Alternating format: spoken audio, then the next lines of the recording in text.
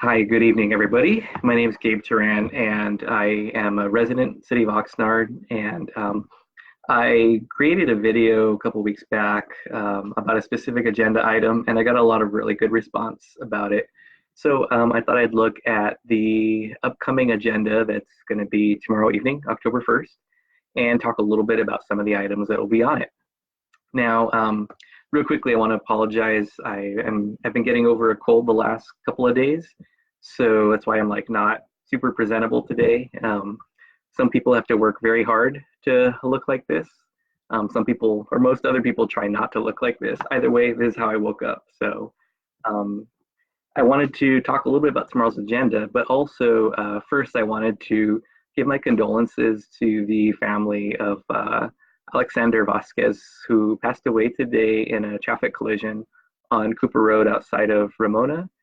And very sad. Apparently, uh, his neighbor was walking him and another young girl, her daughter, to school, and they were hit in a crosswalk, in a marked crosswalk, and the Alexander was unfortunately killed, and the other two were injured, and the driver, it seems, according to reports, was heading east, and the sun was at that time of day. If you drive east, as I do, I drive toward Camarillo, it's pretty blinding, and so I think it's one of those instances of there was a number of factors that went into it, and the absence of any one of those factors, someone driving into the sun, them crossing in the crosswalk and maybe not noticing the van, the absence of one of those factors may have had a different outcome. Unfortunately, they were hit, and I hope that I want the family to know that my thoughts are with them. I hope everybody's thinking about them also.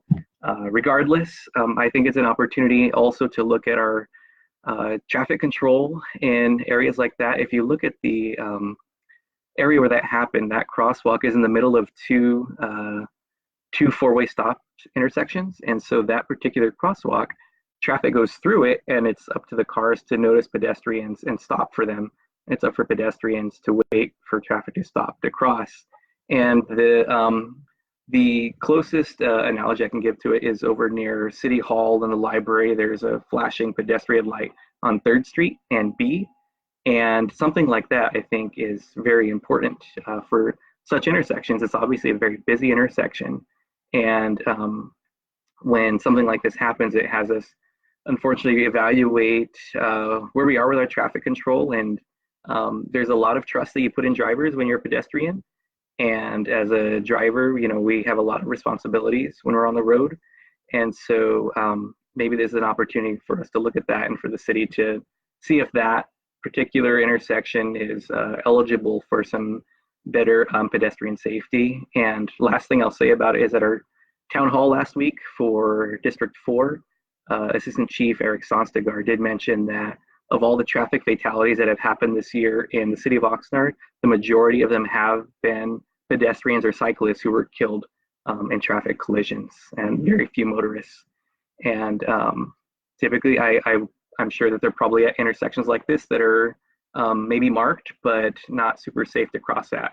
And so that's something that I hope people will look at. So that being said, let's move on to the city council agenda. There's a ton of items on tomorrow night's agenda, so I'm not going to go over every single one of them. Some of them are pretty kind of basic things that are coming through, like augmentation to a contract, things like that. But there are a few key items I'm going to go over, and if people want something specific for me to go over later, just let me know. But the first thing I want to talk about is they're going to do a resolution from the city manager's office commemorating the life of Karen Burnham, who's a former city employee who passed away recently. She actually dedicated 37 years of service to the city of Oxnard and started, I learned recently, in the recreation department as a program assistant and worked her way up. She started back in 1978, worked her way up through multiple job roles and responsibilities, and retired, ended her career as assistant city manager, and actually was interim city manager for a while as well, for a couple years. So quite an accomplished career, and I think it's great that the city's recognizing that formally during the agenda. So one thing, the last video I did was about the camping, removal, storage. Okay, here's the actual title of it. All right. The adoption of camping, removal and storage of personal property, park exclusion, and aggressive panhandling and solicitation ordinance. All right, I think I wasted all my time for this video just saying the name of the ordinance. So this pretty much has come back to the city council. There's a second reading. It's on the info consent agenda. And really it's exactly as it came to the council a couple weeks ago. And just for those who didn't see it or don't remember, real quickly, the ordinance applies to behaviors specifically, to vagrancy. So people who are doing negative behaviors that detract from the quality of life within a community. So just being homeless or sleeping in a park is not supposed to be covered under these ordinances. However, doing things that are negative, having negative behaviors, are covered by these ordinances. That's how it's being structured. So real quickly, the camping ordinance, that one is specific to only a few areas of the city. So it's specific to the central business district, which is pretty much downtown Oxnard and a few blocks around it, to Wilson Park and to Community Center Park East and West, over near the Performing Arts Center, and then across the street from that is the tennis club and the softball fields, and then Plaza Park. So the camping ordinance applies to just those areas, and pretty much saying you can't camp, you can't build makeshift camps like tarps over chairs or baskets or things like that. You can't have camping supplies, you can't cook in these areas outdoors unless you have a permit for cooking, that kind of stuff. And so it applies only to those areas. The rest of these ordinances apply citywide, and I'll explain why in just a second. So the removal and storage of personal property, that one is saying that you can't just leave personal property stored on public property. So if you think about people who were storing maybe shopping carts full of their personal belongings or suitcases full of their personal belongings, like at the library, that wouldn't be allowed.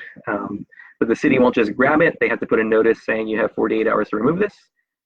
Please do so. And if they don't remove it within 48 hours, the city will then get it and store it for 90 days. And then whoever the owner is of the property has 90 days to claim it. The exception to that being if it's obvious that it's just like trash or it's causing some kind of health or safety hazard to the public, then they can throw it away immediately. So as far as I could tell looking into this is one of my questions, but reading the actual ordinance, I don't think there's any charge or cost to people to recover their items if they've been taken by the city. It looks like you go and you claim it. You just have to prove that you own it, and that could be either describing something that's in it or describing where it was and where it was picked up by the city from. The next part of it is the park exclusion one, and this applies to all parks.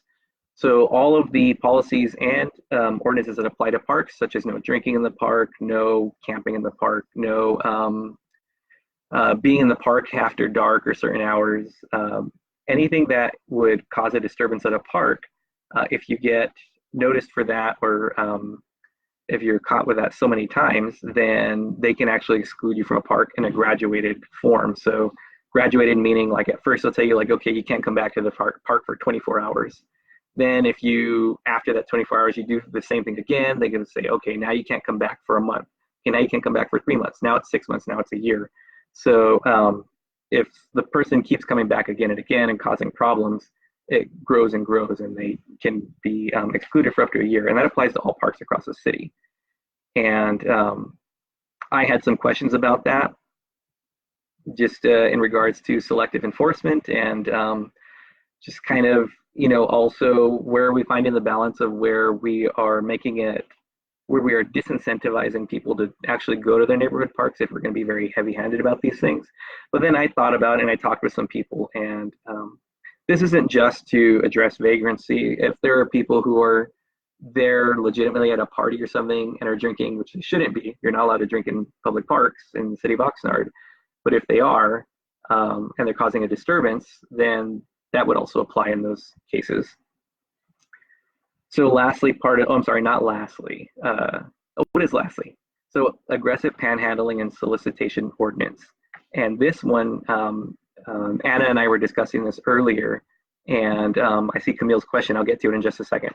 So this solicitation and aggressive panhandling, The idea behind this one is that behaviors are what is being targeted by this, not simply the thing of standing there with a sign asking for money.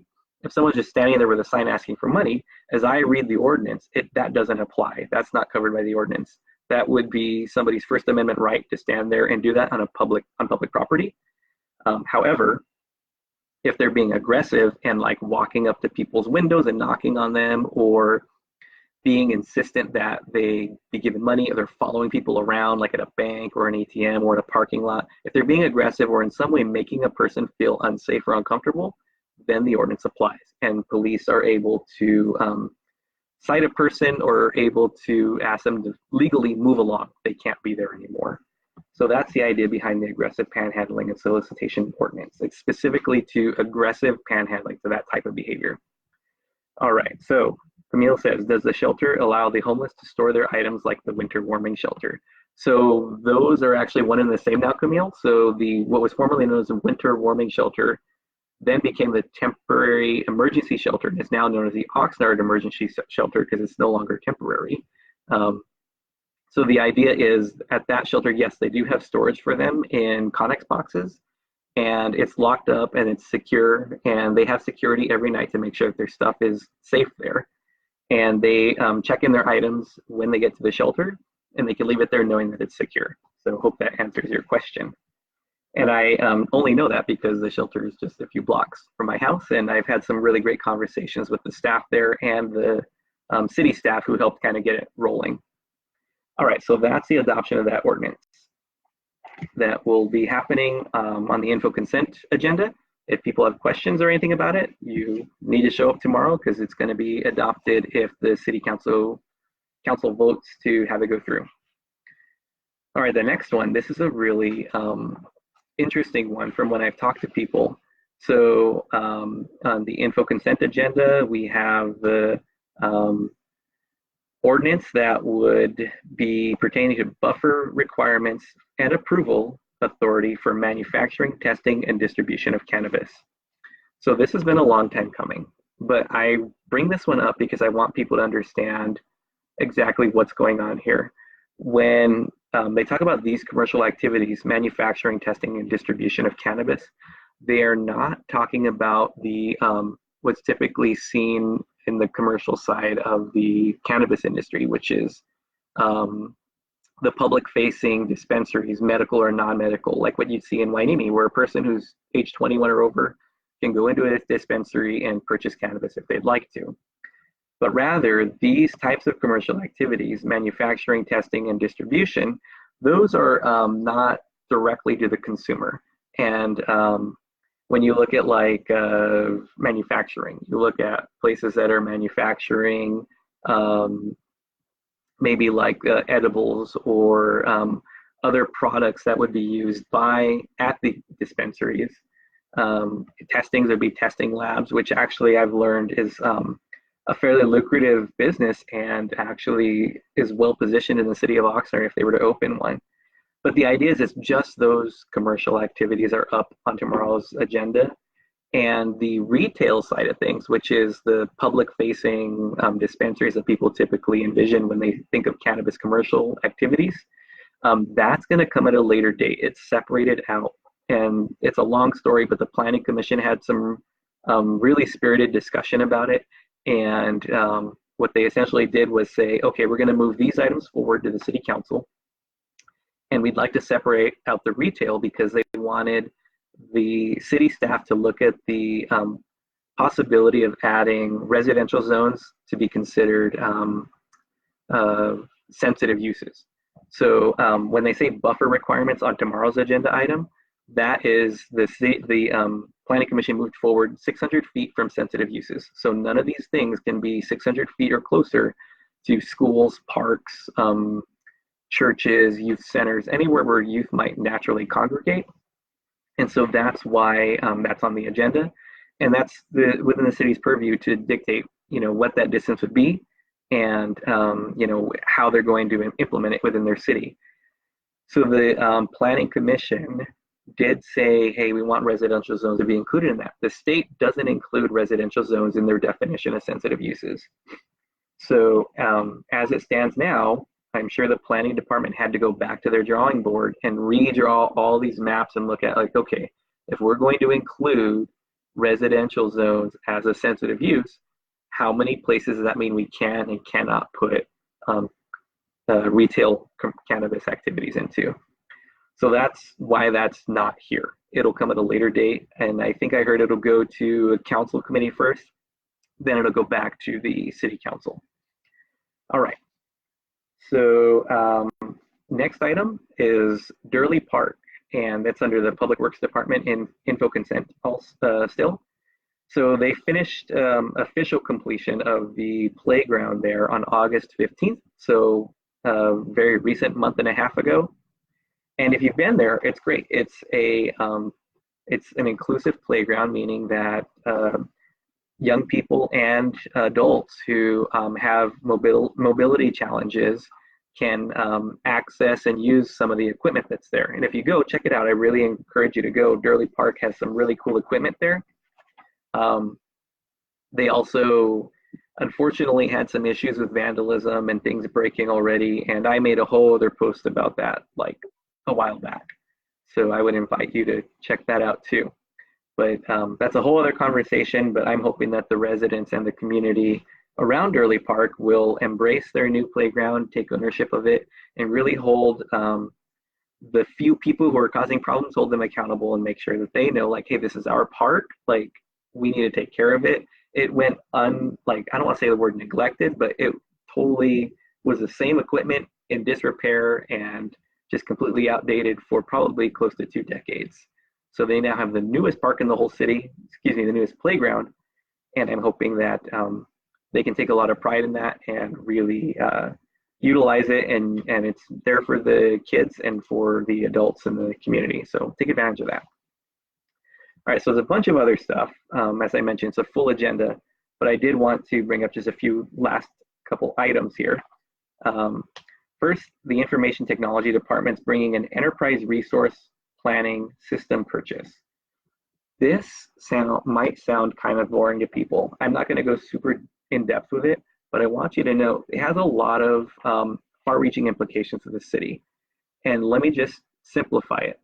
The city has their internal systems, their computer system they use for planning department and HR and for all of their really important internal mechanisms are super outdated. I think they were implemented in like 1988, 1989. They received some kind of update in 1992 and 1998. And I mean, so I should be able to share my screen with you. At least I thought it was. I don't see how to do it now. Oh, well, I'll have to do it some other time. But if you go to the council agenda packet for tomorrow and you go to page 406, I think it is, you'll see the difference between the old and the new systems. So I want you to think back to Ferris Bueller's Day Off and think about when Ferris Bueller was changing the number of absences he had in the computer. If you think back to the computer screen that the principal was using, it was a black screen with green text, right? And it was simple. If you think about computers in the 80s, that's what I'm talking about. That's very similar to what it looked like, what the city was using for their many of their internal services. Now this new system is just leaps and bounds better and different, more user-friendly. I really think it's going to help with efficiency with the city and what they're trying to do, especially in streamlining the planning department and giving permits to people. So I think it's a really cool thing. I'm not going to go into it, like I said, because there's a ton of information about it, but just know that it's really going to simplify things for a lot of the city's activities. All right. The last two things I'm going to talk about are from the reports section, agenda item N. First one is use of small unmanned aerial vehicles, otherwise known as drones. So I brought this up because I have a suspicion that there will be people who, if they stick around for the second to the last agenda item tomorrow night on a very packed agenda, might have a thing or two to say about the police department using drones in the community. So I read the presentation, I read through the staff report, what's from the police department, and I hope people can recognize that the use of drones by the police department, they recognize straight up. They say, hey, we get it. People are concerned about privacy, what we can and can't do as a police department. And I reached out to friend Michael Pena, shout out to Mike, who's actually really into drones, but also very knowledgeable about the laws that pertain to them and to law enforcement. And he confirmed everything that the police department's report said. And essentially, let's say that, so in the report, they'll say how other municipalities use drones to like find suspects, to help with disaster relief, to do any number of things. But let's use a hypothetical. Let's say that they police are looking for a suspect who they know is in a certain area, might be hiding, let's say in a city block, and they send a drone up to go look for this person. Now, let's say during the course of looking for this person, an unrelated house in their backyard, they have something illegal there, something that you're not supposed to have. It could be anything, use your imagination, but there's something very illegal that is seen from the drone, but not able to be seen from the street. So what comes into play there is like, so where's the legality? The police weren't looking for that. They were looking for another person. But in the course of looking for this person, they found something else illegal. Well, Mike told me that if something's in plain view like that, let's say that, to bring it more analog, the police were just kind of like, looking over fences, looking for the person where they might be, just with their eyes, looking over a fence, and they saw something illegal. That would allow them to actually go to that house and say, hey, this stuff was in plain view. And, we're going to have to deal with this. Here's the thing, though. If the drones are flying over and let's say that they have something covered or whatever, just to respect people's privacy, especially the Supreme Court and our Constitution hold people's homes and their properties like in the highest level of privacy that they're afforded. And so if something you have, or if there's something in a yard that's illegal, but it's covered by a tarp, or like, even if there's a suspicion there's something illegal there, the police can't do anything about it because they are tied to the laws. And it could be a shape of, it could be a tarp that's shaped like a stack of illegal assault rifles. But you know what? Like, they can't do anything about it. So I'm hoping that will kind of dispel any concerns people have around privacy. There's also limits, like they can only fly 400 feet up. They're very specific about what they would use the drones for. It's only in specific things. They would never do random patrols around a neighborhood with a drone or anything like that. And so I hope that that kind of helps people with that. If you have questions about it, I invite you to go tomorrow and ask questions. And Assistant Chief Benitez was listed as the presenter, and Chief Whitney is listed as the contact person. They're very responsive to this type of stuff. So I hope people will, if you have questions or concerns, reach out to them by all means. All right, last item. Excuse me. Let me get some water here. All right.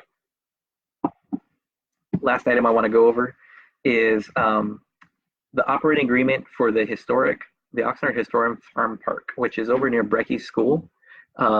If you've ever been there, it's a really cool place. I've been there a couple of times. But the idea is for this agenda item is to, the city staff's recommending that they sell it for a nominal price. Essentially, the foundation who runs the Oxnard Historic Farm Park would purchase the property outright and now own it and be able to maintain it and do a bunch of stuff with it. If you read the staff report, there were a lot of interesting things with the agreement. Pretty much people, like, nobody knew the details about the agreement as it's laid out in the staff report.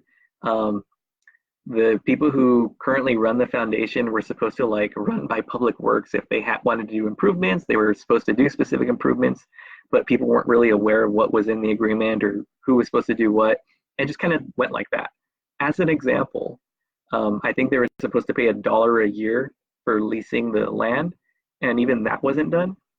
And it says in the staff report that they're willing to pay back payments on that $1 a year. So I don't know how many years it goes back, but I mean, I got 5 on it if they need help with it. So, but the city staff is recommending that the city council consider just selling the property, and it would likely go to the foundation if that were the case. I would hope that, I'm sure that some people would say, hey, why don't we, that's some great land, why don't we sell it to the highest bidder and get some money out of it?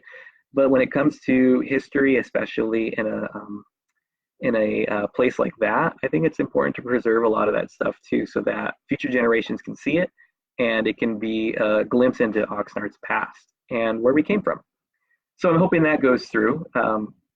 That's all the items I wanted to go over. It's probably like what I just went over is maybe a third of what's on the agenda. There's a ton of other stuff. I invite you to look at it. And oh, there is one last thing. So on the closed session, which is at 4:30, a new item was added to that, which is conference with real property negotiators. So the housing department or the housing director is going to be negotiating with a property owner about a property at 1258 Saviors Road in Oxnard. So I had to look that up. I said 1258 Saviors Road. What is that exactly?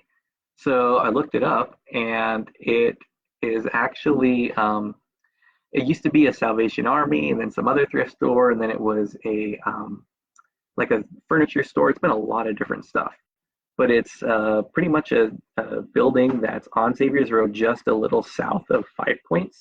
And as I'm describing, if you know what it is, you know exactly what I'm talking about. And the reason I bring it up is because I'm wondering, why is the housing department discussing with a private property owner negotiating for that property? And I'm thinking, housing, huh? Because in my mind, I believe housing has two main functions. One is affordable housing, and two is oversight of our homeless services. So I'm just wondering if they're looking at purchasing that property to build affordable housing there, maybe some mixed use, or if they're looking at that for the another homeless shelter or maybe services for homeless people. I don't know. I know nothing. And when I've asked about closed session items in the past, I have been told like, oh, sorry, we can't talk about it, which I totally get. I respect it. So anyways, wanted to bring that up too. Okay, so that's all for this evening. I hope everybody has a great evening, and I hope that you enjoyed this. If you stuck around for the entire 27 minutes, well, you know what? Next time I see you, I owe you a double high five. So remind me when you see me. Thank you all very much for watching, and I'll talk to you soon. Thanks.